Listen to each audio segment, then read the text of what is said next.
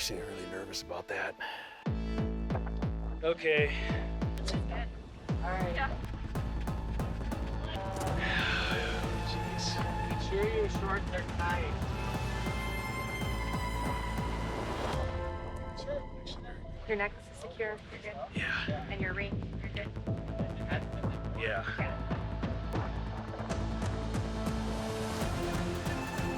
5 o'clock on June 25th.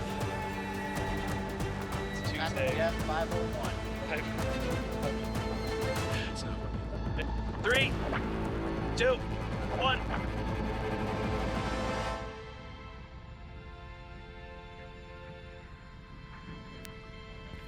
Hey, it's me, Cory.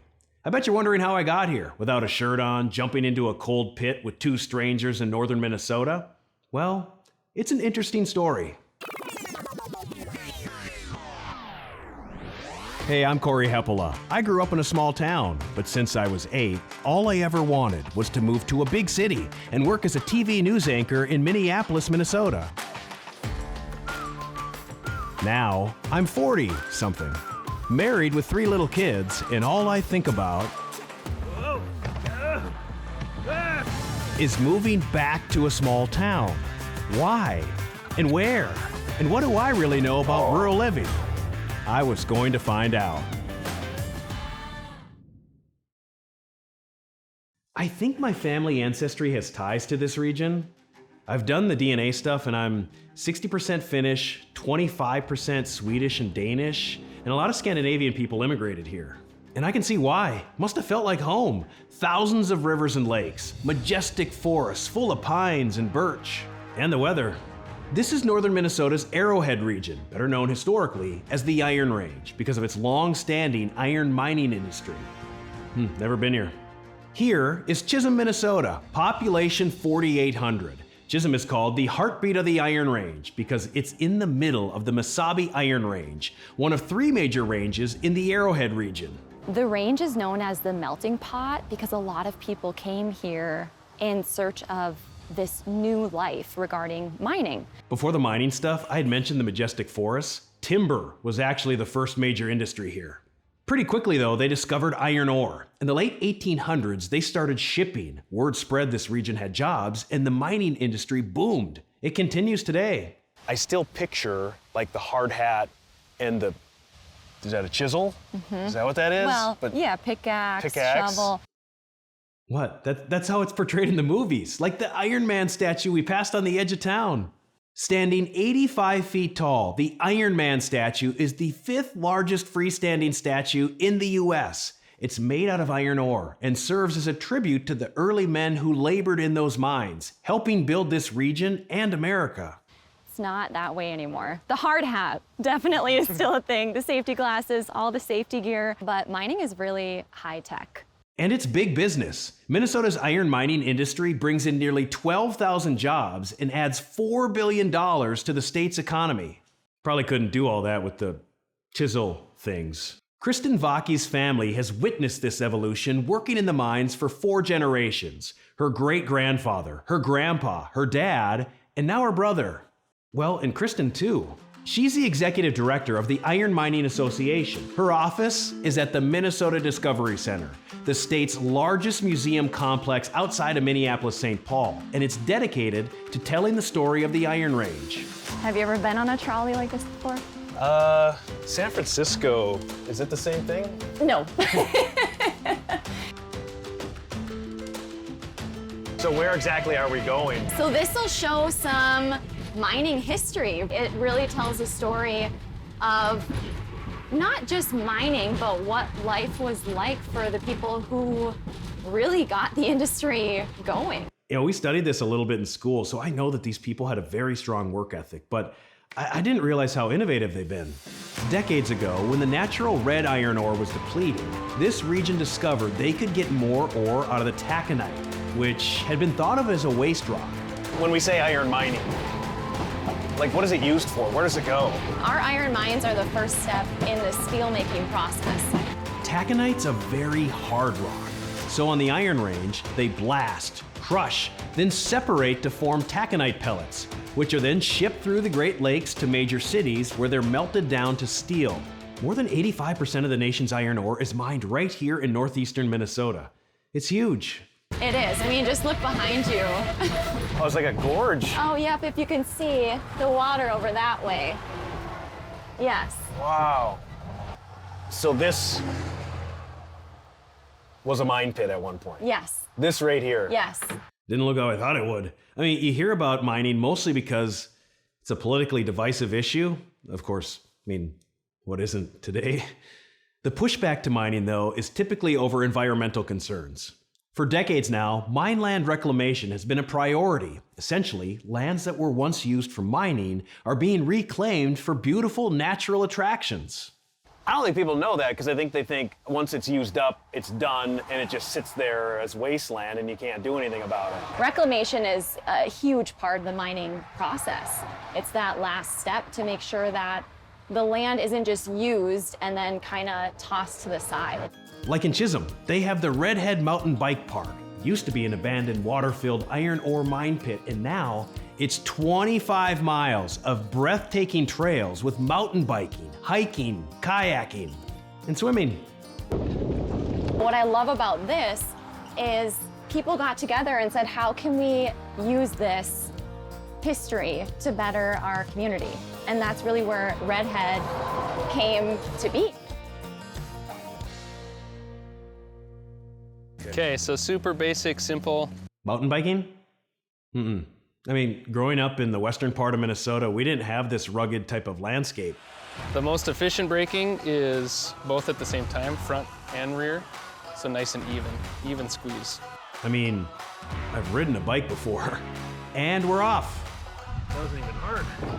The leader is Joel Sjogren, and he's from Chisum, so he and his wife Candace are going to take me down the Redhead Trail, Gosh, there's rocks in here. which has thin gravel trails. Through a winding rocky terrain. Whoa! Jeez. That can get you moving fast. I don't know if I can stay on this trail. Good thing Joel taught me how to brake. Okay. So the biggest thing here is switchbacks. Let's go for it. Like downhill skiing, mountain biking trails are designated by difficulty. Okay, switchbacks ahead.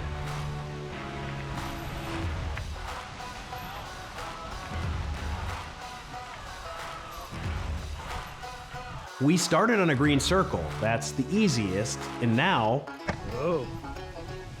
Rugged. Rugged. Whoa, whoa. we're onto a blue square, which is tougher and has switchbacks. Whoa.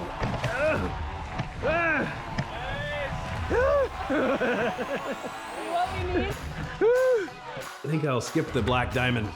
For this view, however you get here, it's all worth it. This is it. Pretty incredible. This is Redhead Mountain Bike Park, baby, at its finest. Huh. One of the best views in the park. That's crazy. This is what Kristen was pointing at from the trolley. So this was a mine pit at one point. Yes. You can see that they're unnatural, right? Ridges and things, that's kind of left over from the mining, but then the natural vegetation grows. It became the place that they wanted to build a world-class mountain bike park. It's also the place Joel and Candace wanted to start their family. Not the Redhead Trail, Chisum, the town. Joel grew up in Chisum and moved to Idaho for college. That's where he met Candace. Growing up in Idaho. Let's pause for a second. This is what Joel and Candace look like today without their helmets and shades on. Don't worry about the other couple yet. We'll get to them in a minute. Okay, unpause. Growing up in Idaho, what had you heard about Minnesota? Nothing. I mean, I think, honestly, I knew Minneapolis, St. Paul, that's it. It's always tough to hear. Minnesota has such pride in our towns and in our people. Like, anytime anyone with Minnesota ties does something special, we tell everyone that they're one of us. Like Bob Dylan, for example. He's a perfect example. He grew up just a few miles from here in Hibbing. The reality is, though, people from outside of Minnesota don't really think about Minnesota or even know much about places like Chisum. So when Joel and Candace were living out west and the phone rang, they had a decision to make. We're living on love. And Literally. my brother had called me and said, hey, the mines are hiring. Get me your application and I'll put it in. A great job to come home to, but as you get older, there's so much more that goes into that decision. Like, what about the community? Libraries, museums, are there fun outdoorsy things like lakes? And if you're raising a family, the most important question is, what about the school? Joel knew Chisum had all of that, including strong local support for education. In 2022, the community passed a $32 million bond referendum to build a new elementary school, gym, and office space, which will be connected to Chisum High School, making it a true E through 12 campus. And Chisum checked all the boxes for Candace too. In fact, Chisum is big compared to the town of 500 she grew up in Idaho. Our classes were small, so our teachers really knew who we were, and we really knew who they were. They're not gonna let you slack off. They know who you are. You know they genuinely care for you, and so it just makes that experience so much better. So Joel and Candace chose to move to Chisum and raise their 2 young kids here. And here is where they met these two, Nick and Jen Gigliotti, the other couple. Well, we're both physical therapists, and a nerdy story, we met at a physical therapy conference. Student conference. Yeah. There was social aspects of this conference. It wasn't all academic. Pretty good networking conference because Nick and Jen got married. The two were just starting their career and were moving around a lot. Then a couple of opportunities opened up in Chisum. Nick had grown up in a small town nearby, but Jen was from a suburb of Milwaukee, Wisconsin, about 8 hours from here. And she wasn't quite sure about living in a small town in northern Minnesota. But they decided, let's try it for a year. And that was about 10 years ago. I had been so used to a lot of travel and change in my life, but we are so continually every year more and more rooted in this place. Nick and Jen are both physical therapists, raising 3 little kids here. And here is where they met Joel and Candace. They're friends and business partners. What's it like working as a group like this? Are the dynamics okay? I can't imagine doing this without the 4 of us. In 2021, the 4 of them, along with Pat Cassingham, opened 30 West Bike Shop at the Minnesota Discovery Center, right at the start of the Redhead Trail, so that everyone can experience it. I think the big thing is all of our different strengths, they complement each other. We always say this, that we're friends before business partners. And I think that's helped set the tone. The tone was actually started before the bikes. 30 West Bike Shop is actually their second business together. In 2019, the community needed a gym, so the couples opened 30 West Gym in downtown Chisum. There's not a lot of no's up here. I always tell people, these smaller communities, like the sky is the limit. If you want to do something, it's just, there's a lot less red tape. Such a great point. None of them had ever run a business before, but these were needs in the town, and so they did it, and the community supported them. And that's a healthy environment. And it shows that you can try something, whether it's start a business or run for city council, join the church board, or all of that and more. You can do that in a small town. You can be a changemaker. Where'd the name come from? Great question. Yes, we had a long list of names, but 30 West is our address. It does have a significant meaning. It is where we want to be. It's here, it's in Chisum. We've chosen to be here and we want to stay. Downtown Chisum is bustling with a unique mix of new businesses like 30 West and iconic ones like Rupp Furniture, KC Drug, Tom & Jerry's, and Valentini's Supper Club. They're all on Lake Street, the main street running through downtown. Keep going and you get the most spectacular view of Longyear Lake. Minnesota is known as the land of 10,000 lakes, but we actually have about 12,000 of them. Chisum has 90 within 25 miles. Lake Street essentially cuts Longyear Lake in half, forming the Senator David Tomasoni Bridge of Peace, with flags from every U.S. state flying on one side and flags from every country in the United Nations on the other. That's one thing you really feel up here. There's a lot of pride in our country. And it's weird because that's almost like a weird thing to say now because that can be misconstrued politically.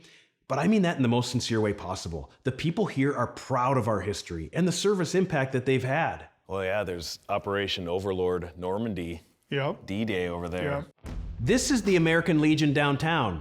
Dave Pacenda and Roger Johnson have lived in Chisum for decades and are service veterans. If you look at those frames right there, those are World War II veterans from Chisum. those names, all those names. All up there, huh? All three of them. Jeez. Both Dave and Roger were a bit too young to serve in World War II. Roger's the guy in the blue hat. He's 95, looks amazing. Told me that he tried to enlist in World War II, but he was only 14 or 15 at the time, so they wouldn't take him. But both guys had brothers and cousins who did serve in World War II. Of course, this is a small town. Everyone had at least someone they loved over there, including Dave's uncle, Ed Turk. His ship was sunk on Christmas Eve, 1944. He was missing 13 days, but he survived. Survived? Yep. Picked up by an Australian destroyer. Incredible. Both my grandfathers served too. One of them lost a brother. I wish I would have asked them more about it. Although I know for most vets, it's hard to talk about. I mean, today we just accept the fact that the US led the way to victory, but for those like Roger and Dave who were alive back in the 1940s, that outcome was not a certainty. You look around this room at the names and artifacts and memories, and you see Chisum had an enormous impact through service and its mining industry. This area played a huge role in World War II, right? Iron ore. For tanks, ships, anything, rifles, anything made of steel. Vehicle? Yeah, vehicles, trucks, jeeps. And you know who worked in the mines with the men off fighting in the war? It was the women. Total team effort. Heroes. Same building as the Legion is the Senior Center, which looks more like a museum. Hey, is that Moonlight Graham? Yeah, Moonlight Graham from the movie Field of Dreams. In that movie, which is a classic, they say he's from Chisum, but I mean, I just thought that was a movie. So, Dr. Graham's a real guy? He's a real man, a real doctor. He was my doctor in school. He was a school doctor. The story goes, Doc Moonlight Graham played minor league baseball for years. Then on June 29th, 1905, he was finally called up to the majors. Doc Graham was a professional baseball player. He played one game for the New York Giants, never got to bat. If you've seen the movie, you've seen that. So that's all real? That's all real. He played one inning, never got to bat, never recorded an out. And that was it.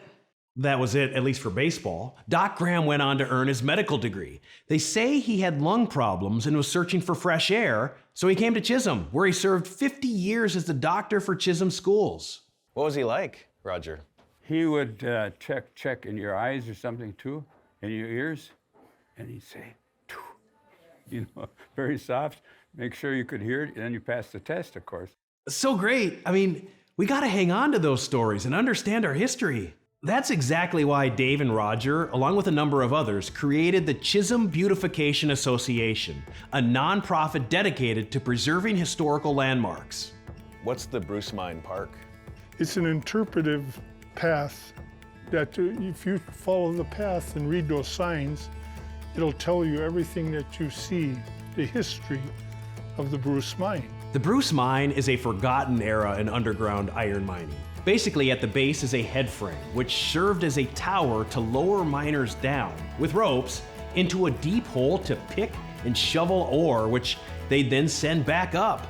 And the Bruce Mine wasn't very big. It only ran from 1926 to 1938, but that head frame stayed standing just outside of town. Which wasn't a big deal, except as the years passed, mining evolved, with open pit mining becoming more productive and much safer. So the hundreds of head frames across the region were demolished, one by one. Except for the Bruce Mine head frame, the last standing structure on the entire Mesabi Iron Range. What was your mission here? To save it. For 10 years, Dave, Roger, and the rest of the Chisum Beautification Association raised money, gained support, and developed a vision for this. Why was it so important to preserve the Bruce Mine head frame? Rather than having torn down to the scrap, we thought it should be memorialized as a park. I mean, it looks great now, but all of that was overgrown. You couldn't even see the head frame from the road. Now, though, paved paths, cleaned up trails, and plaques sharing the importance of Chisum's mining history. We're #1 in the country in iron ore production. You know, your house comes out of a mine. You know, you got copper pipe and that, you got steel and the nails and that, you even got sheetrock that comes up. So that story has to be told. I mean, I never thought about mining like that. And is that a chisel? Chisum is powering America, and the mining industry carries the local economy, helping lift up all the other businesses and amenities along with it. Yet mining is a divisive topic. I wonder if anyone who opposes it has ever talked to guys like these. Checks and balances are good. You can't let either side run amok, we'll call it. We want good drinking water, but we want mining also. That was our livelihood. Probably none of us would be here right now if it wasn't for taconite. It provided jobs so we could raise families. Maybe that's why we do some of this. Those trucks are typically, they carry around 240 tons. It's weird. From the outside, most of what you hear about the small towns on the Iron Range is that they're all dependent on a fading industry, that they're struggling. But that's not Chisum. There's just a perception of even what a mining town looks like. We have the best of both worlds. We have this amazing resource that benefits so many people. And then we also have the woods and the lakes, and we get to enjoy all of that too. Just look at where we're standing along Highway 169, which leads right into town. On one side is the high-tech evolution of mining, and on the other is the Redhead Trail. And mining's at the center, but this spot on Highway 169 is symbolic as like a nod to the past, a smile at the present, and a wink to the future. Mining is a huge benefit, but it's not everything. Mining is what brought a lot of people here, but from there, people have grown businesses, they've grown their families, we've grown the schools, the downtown area. And that's how I found myself, without a shirt on, jumping into a cold pit with two strangers. But before this, I had this moment with Nick and Jen. Actually, I'm really nervous about that. Just to be jumping in, you mean? No, not that. Here. It's such a cool thing for us when people come in the bike shop and they're like, "You live here? You're so lucky you live here. Lucky you live You're here." in Chisum? And especially for me, as somebody who grew up here, it's a very unique validation. It's fun to have other people see it that way. Interesting story, right?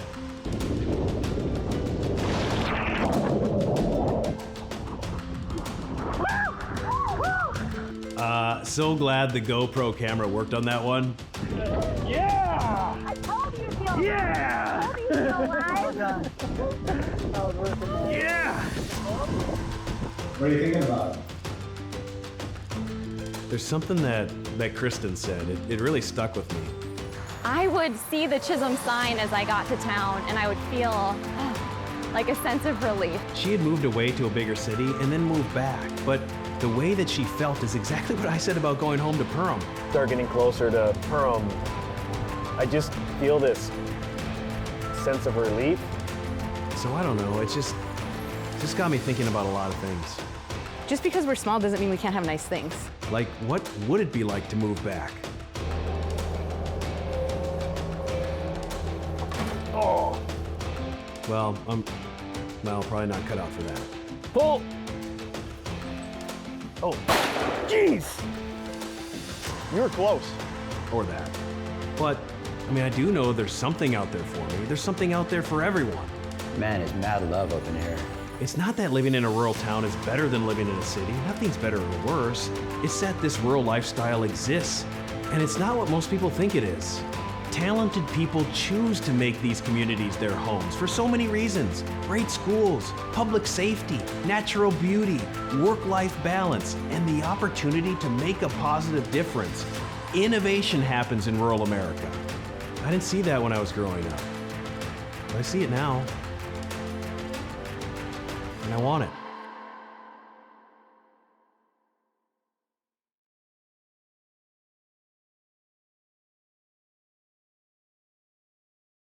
Hey everybody, just a quick message to say thank you for watching and sharing in these important stories. As you've just seen, our small towns are full of opportunity, full of innovation and connected service. That's why so many people are now choosing to raise their families, start a business, and enjoy the rural lifestyle. It's the perfect fit for many people and what many people are searching for. If you need help sharing your authentic story or just want to be part of a growing community of rural advocates, contact us at MyTown at info@mytownseries.com.